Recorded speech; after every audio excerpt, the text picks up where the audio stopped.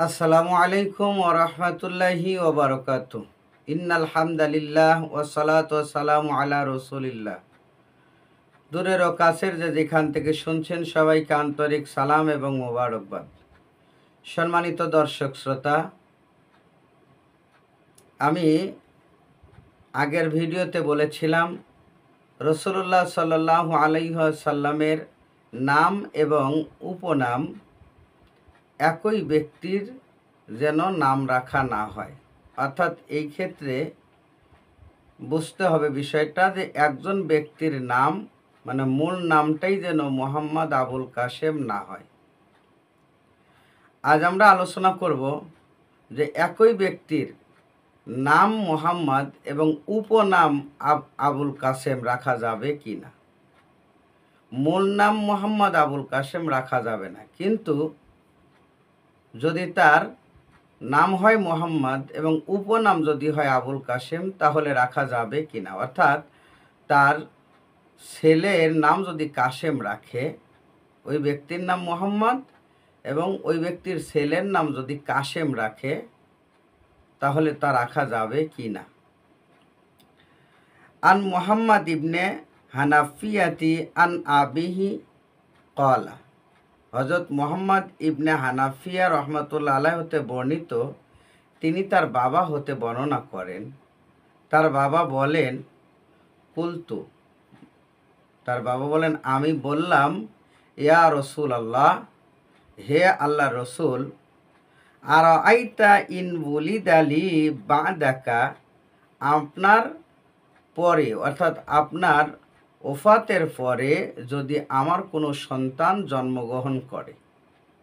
ইয়া রাসূলুল্লাহ, আপনার ওফাতের পরে আমার কোনো সন্তান যদি জন্মগ্রহণ করে, ওয়ালাদুন উসাম্মিহি বি ইসমিকা, তার নাম যদি আমি আপনার নামে নাম রাখি, ওয়া কুনিহি বি কুনিয়াতিকা, আর তার কুনিয়াত যদি আপনার কুনিয়াতে রাখি, অর্থাৎ তার উপনাম যদি আপনার উপনামে রাখা হয়,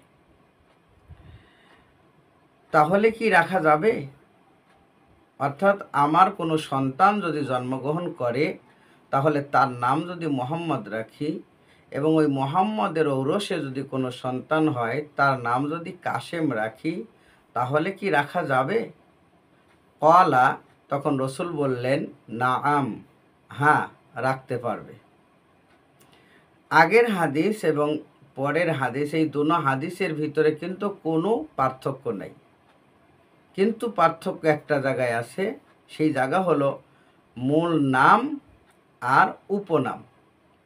আমরা অনেকেই মনে করি দুইটা হাদিস দিয়ে হয়তো তারজ আছে, দুই হাদিস মিলে হয়তো দুই দিকে কথা বলতেছে, কিন্তু মূলত দুটো হাদিস একই কথাই বলে।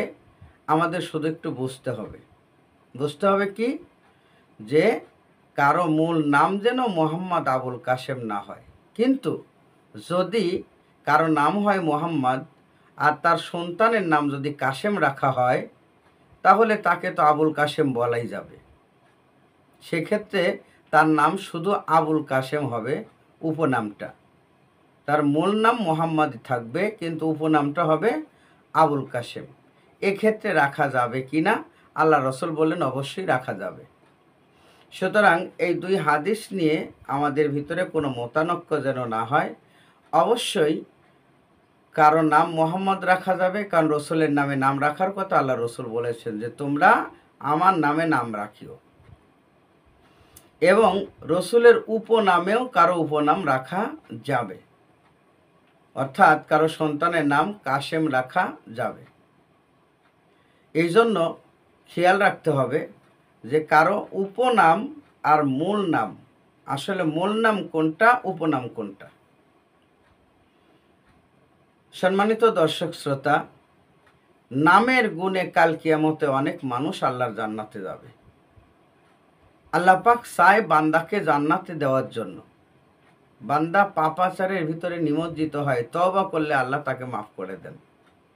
এমনকি তার নেকিগুলো তালাশ করতে করতে শেষ পর্যন্ত তার নাম কি রাখা আছে সেদিকেও খেয়াল করা হয়, এবং তার নাম যদি ভালো হয়, রসুলের নামের সাথে নাম হয়, আল্লাহর সিফতের সাথে যদি তার নাম হয়, তাহলে অবশ্যই এই নামের গুণেও কোনো এক সময় তাকে জান্নাতে দেওয়া হবে। এই জন্য আমাদের সন্তানদের নাম আমরা অবশ্যই দেখে শুনে বুঝে রাখব, আর রসুল্লাহ সাল্লাল্লাহু আলাইহি সাল্লামের সাথে মিল করে আমাদের নাম রাখার জন্য চেষ্টা করব। আল্লাহ পাক আমাদেরকে কবুল করুন। আমিন। ওয়া আখির দাওয়ানা আনিল হামদুলিল্লাহি রাব্বিল আলামিন। আসসালামু আলাইকুম ওয়া রাহমাতুল্লাহি ওয়া বারাকাতুহু।